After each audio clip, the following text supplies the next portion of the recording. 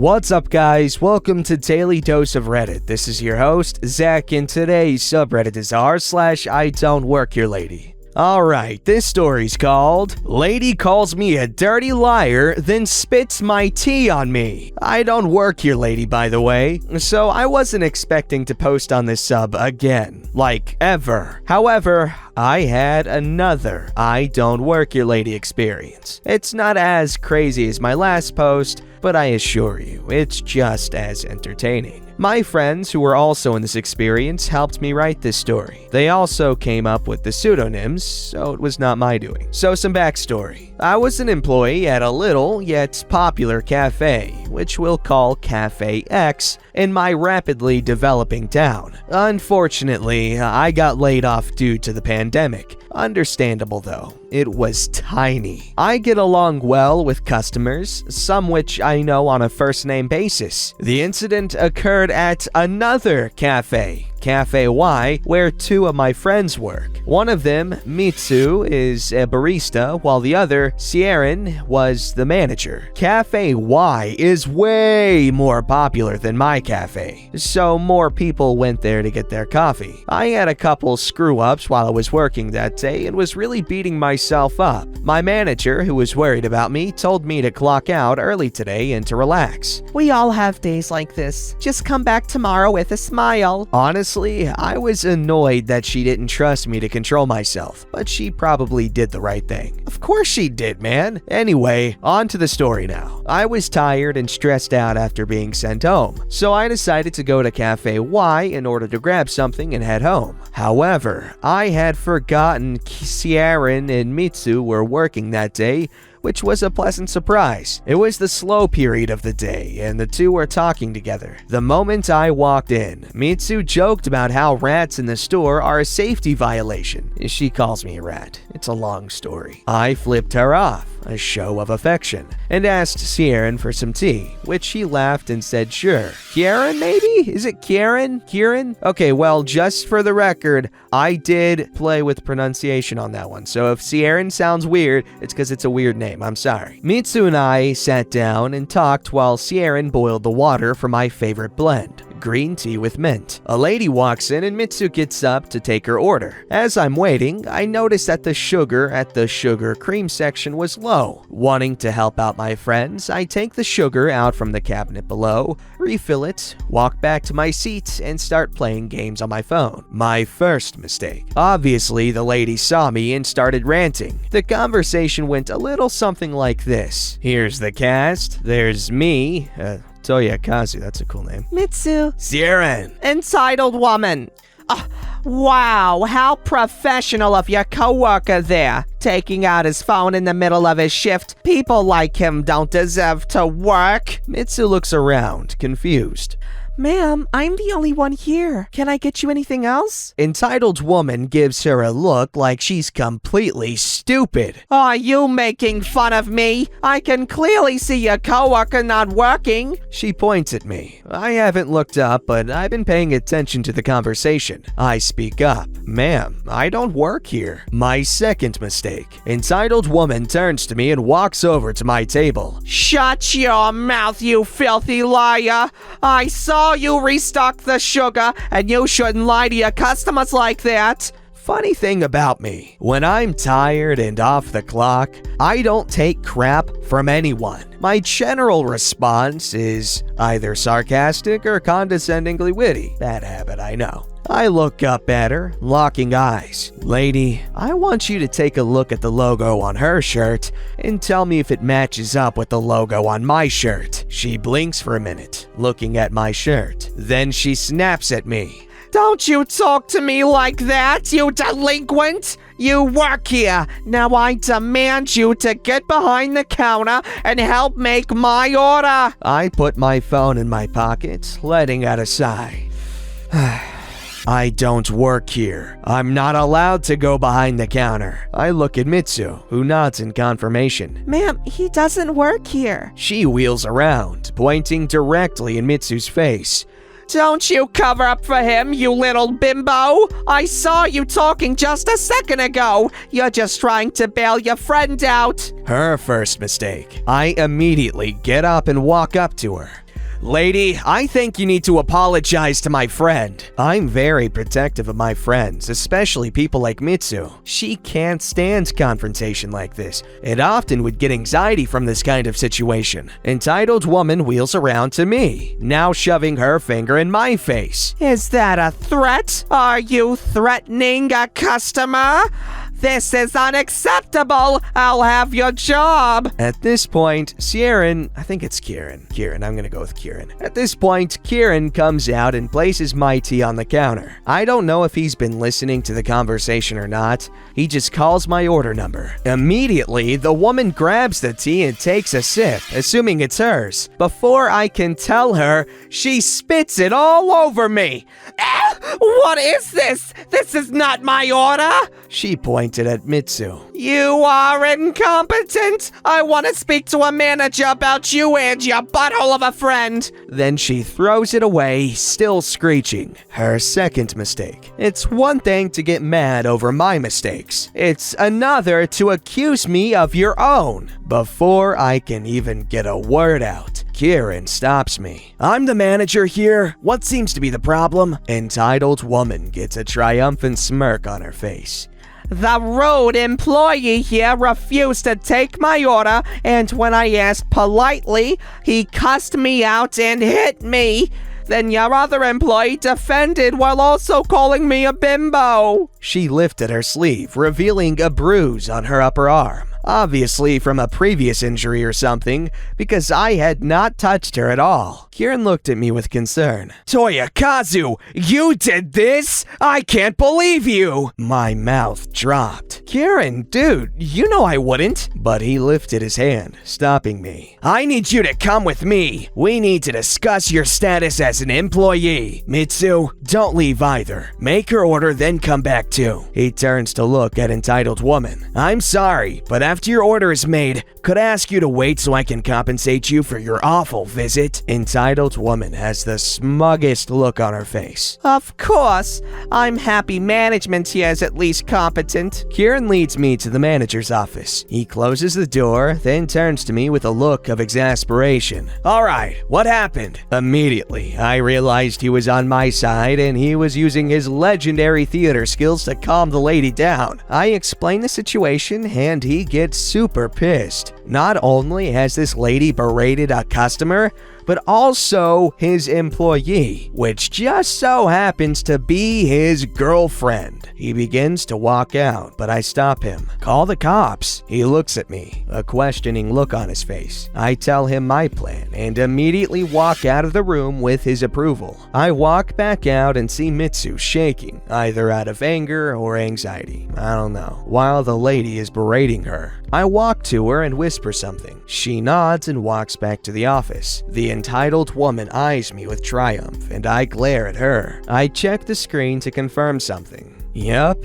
I've got my evidence. I sit and wait behind the counter. Entitled woman makes a couple remarks berating me and trying to antagonize me, but I ignore her. Eventually, the police arrive. Kieran walks out with Mitsu behind him. The entitled woman's eyes widen in excitement as she realizes that her complaint is getting me in even more trouble than she originally anticipated. Kieran walks over to the officers, asks them to come with him back to the manager room, and tells the rest of us to wait in the front. Mitsu and I sit on opposite sides of the store to the lady. I check with Mitsu. She's fine, just a bit angry now. Entitled woman can barely contain her excitement of seeing how she got 2 delinquents fired and 1 arrested. A while passes and the cops come out with Kieran. They ask for our sides of the offense. Entitled woman begins first, painting herself as the victim while accusing me of verbally harassing her and assault, even going so far as to claim I touched her inappropriately. The cops come and ask our side of the story. Of course, we tell it together because we're clearly on the same side. The cops think for a moment, then turn around. Ma'am, I'm placing you under arrest. She stands up, flabbergasted. I'm sorry, what? She points at me. He's the one who attacked me! Look at this bruise! She rolls up her sleeve again, exposing the bruise. The second officer, with an exasperated look on her face, Ma'am, you do realize there are security cameras in this building, right? Her face goes white as she realizes her mistake. Kieran, Mitsu, and I share a triumphant smile. We all knew about the cameras, of course. They clearly recorded her yelling at us, the lack of me hitting her, and her taking my drink as well as spitting on me. Kieran had shown them the footage when he called the cops back at my request. When she protested that she never assaulted me, I told her it's assault when you intentionally spit a drink on someone. She protested, saying she thought it was her coffee. Kieran then shows the officer that the lady never finished her order, as Mitsu never entered it. The cops arrested her and asked if I wanted to press charges. After the last time, a lot of people told me I should have pressed charges, so I did. She was charged with verbal harassment, assault, theft, and a couple of things like disturbing the peace, etc. She was escorted off the property, screeching at us. We're awaiting the hearing, but I won't be posting about it. She likely won't make a scene considering she seemed to recognize it was a losing battle. I texted my manager later. She asked me for a description of the lady. She then told me that she would make sure that she never sets foot in my workplace either, as that could end up messy for the restaurant. She asked me that next time, act a bit more professionally, as that does reflect on the restaurant. However, she did agree that I did the right thing and asked if I got my tea. I said yes, and she asked how was it. I said it was great. It's my personal favorite. Green tea with mint and a pinch of justice. Wow, that was quite the Karen in this story. What crawled up her butt? This story's called The Lady Who Burned My Face Over Change. First post and barely use Reddit, so forgive any errors, please. So I'm a 23-year-old man with Asperger's who works in a fun fair that travels around. For context, every ride is owned and maintained by a different person. No one entity owns all the rides like Disneyland. We are all just independent businesses built around entertaining the public. My story takes place when I was 20. I was in charge of maintaining and running what we call a funhouse, which is basically just an obstacle course for kids. I'm serving customers when this lady, in a blue tank top and ugly crimson ponytail, barges in the queue asking if I can swap her 10-pound note for coins for some other ride. This is a common request, but my parents own the funhouse and gave me instructions not to exchange notes for coins unless they are going inside the funhouse. I explained to Lady that I can't do that unless she and her family, there were 2 gross-looking kids with her, were going on the funhouse. Why not? She grunts at me like a bulldog. Because I'm not allowed to give change so customers can go on other rides. Yes, you do, Cooter! She screams at a volume that could deafen a brick as she storms off in a huff. I just get back to work, as I've learned to deal with such nice people by thinking about jokes, having a chuckle, and continuing. Hours later, I am on break as my mother lets me go for dinner. I stop by one of those roadside cafes we have on the fairground we were settled at, and I get my favorite: chicken strips, chips, and curry, topped off with a cup of piping hot chocolate. I distinctly remember being excited to have this artery-slaying meal plump with grease and frying oil made by my lovely auntie. I give my auntie some spare change I had, but then the tank top lady storms over to me. Why are you giving change to her? She bellows at me like a for real crazy person. Not remembering her, I just reply with, "Excuse me? You said you couldn't give me money and you spent it on this crap." And with that, she slaps my meal out of my hand and hits the hand holding my scalding hot chocolate up into my face. I cannot possibly find the words to explain the pain